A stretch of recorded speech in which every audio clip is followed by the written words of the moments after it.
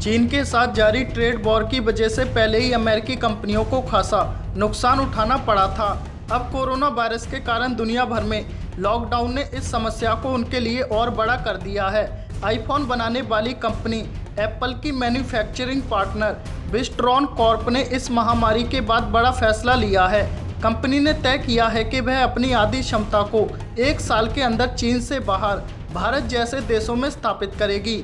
चीन से पूरे एशिया के लिए आईफोन तैयार होते हैं। ब्लूमबर्ग की रिपोर्ट में पिछले दिनों आई एक रिपोर्ट में ये बात कही गई है। रिपोर्ट के मुताबिक कोरोना वायरस की वजह से विस्ट्रॉन कॉर्प को ये बात महसूस हो रही है कि सिर्फ चीन पर ही निर्भर रहना बुद्धिमानी का फैसला नहीं हो सकता है।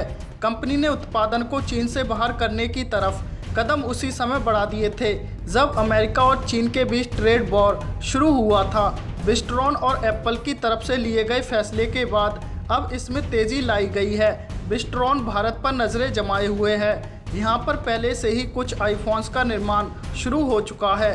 भारत के अलावा मैक्सिको और वियतनाम भी उसके सामने 2 विकल्पों के तौर पर हैं। इस वर्ष और अगले वर्ष तक कंपनी अपनी इस योजना के विस्तार में करीब $1 बिलियन खर्च करने वाली है।